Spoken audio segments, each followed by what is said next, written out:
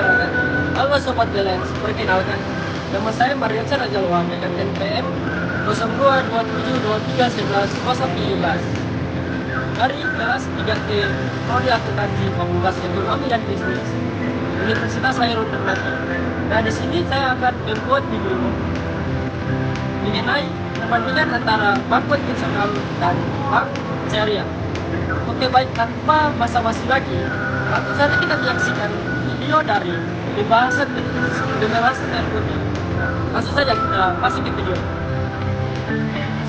Oke, baik, dalam video kali ini kita akan membahas secara mendalam perbandingan antara ekonomi syariah dan ekonomi konvensional. Kita akan mengupas berbagai aspek, mulai dari prinsip dasar, tujuan, sistem perbankan, kepemilikan aset, instrumen keuangan, hingga keadilan sosial. Dengan pemahaman yang lebih baik tentang kedua sistem ini, diharapkan kita dapat melihat bagaimana keduanya berperan dalam kehidupan ekonomi masyarakat. Oke, kita mulai dari pertama, yaitu prinsip dasar. Nah, untuk ekonomi konvensional berlandaskan pada prinsip-prinsip ekonomi pasar yang berfokus pada maksimalisasi keuntungan. Dalam sistem ini, individu dan perusahaan berfungsi sebagai pelaku utama yang berusaha untuk mencapai kesejahteraan melalui aktivitas ekonomi yang bebas. Hukum-hukum ekonomi dalam sistem ini bersifat man-made, artinya ditetapkan oleh manusia berdasarkan kebutuhan pasar. Dalam konteks ini, pasar dianggap sebagai mekanisme yang paling efisien untuk mengalokasikan sumber daya. Sedangkan ekonomi syariah yaitu sebaliknya. Ekonomi syariah mengacu pada prinsip-prinsip yang terdapat dalam Al-Quran dan hadis. Sistem ini menekankan bahwa keuntungan bukanlah satu-satunya tujuan dari aktivitas ekonomi. Dalam ekonomi syariah, harta dianggap sebagai titipan Allah Subhanahu wa Ta'ala, sehingga penggunaannya harus memperhatikan kepentingan masyarakat dan tidak boleh merugikan pihak lain. Ini menciptakan kerangka kerja yang lebih etis dan bertanggung jawab dalam berbisnis. Yang kedua, tujuan ekonomi. Nah, tujuan ekonomi konvensional ini, yaitu tujuan utama dari ekonomi konvensional adalah untuk mencapai kesejahteraan melalui pertumbuhan ekonomi yang stabil dan produktivitas tinggi. Dalam hal ini, laba menjadi fokus utama dari setiap aktivitas bisnis. Sistem ini seringkali mengabaikan dampak sosial dari keputusan bisnis yang dapat menyebabkan ketimpangan sosial dan lingkungan. Sedangkan untuk ekonomi syariah, yaitu sebaliknya, tujuan utama dari ekonomi syariah adalah untuk mencapai kesejahteraan masyarakat secara menyeluruh. Ini mencakup aspek spiritual dan sosial. Dalam sistem ini, kegiatan ekonomi tidak hanya dilihat dari sisi finansial, tetapi juga dari sisi moral dan etika. Kesejahteraan tidak hanya diukur dengan angka, tetapi juga dengan seberapa baik masyarakat dalam hidup dalam harmoni dan keadilan. Nah, yang ketiga, sistem perbankan. Ekonomi konvensional. Nah, untuk ekonomi konvensional ini, sistem perbankan konvensional bergantung pada bunga atau riba sebagai sumber pendapatan. Transaksi pinjaman seringkali melibatkan bunga yang dapat memberatkan debitur. Hal ini bisa menciptakan siklus utang yang sulit diputuskan bagi individu atau perusahaan kecil. Sedangkan ekonomi syariah, di sisi lain, sistem perbankan syariah tidak memperbolehkan riba. Semua transaksi harus dilakukan berdasarkan prinsip bagi hasil, di mana risiko dan keuntungan dibagi antara pihak-pihak yang terlibat. Misalnya nih, dalam pembiayaan murabahah. Nah, di sini jual beli dengan margin keuntungan. Bank memilih barang dan menjualnya kepada nasabah dengan harga yang disepakati. Yang keempat, kepemilikan aset. Nah, untuk ekonomi konvensional, dalam ekonomi konvensional, kepemilikan aset bersifat individualistik. Setiap orang memiliki hak penuh atas asetnya tanpa batasan signifikan dari masyarakat atau negara. Ini memberikan kebebasan kepada individu untuk memanfaatkan aset sesuai keinginan mereka. Sedangkan ekonomi syariah, di dalam ekonomi syariah, kepemilikan dianggap sebagai amanah dari Allah Subhanahu wa Ta'ala.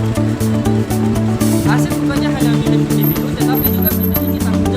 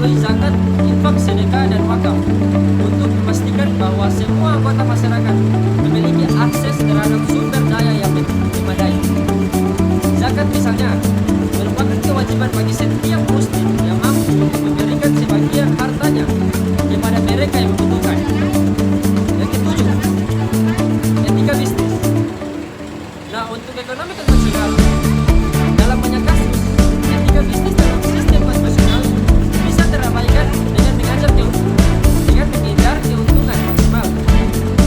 Praktik seperti eksploitasi tenaga kerja atau kerusakan lingkungan seringkali terjadi jika dianggap keuntungan.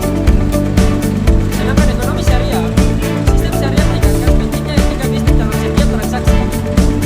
Setiap tindakan harus mempertimbangkan dampaknya terhadap masyarakat dan lingkungan sekitar. Ini menciptakan budaya bisnis yang lebih bertanggung jawab dan berkelanjutan. Yang ke-8, implementasi di dunia nyata. Kedua sistem ini diimplementasikan di berbagai negara dengan cara yang berbeda-beda. Di negara-negara baru seperti Amerika Serikat dan Inggris, ekonomi konvensional mendominasi dengan pasar bebas sebagai pilar utama.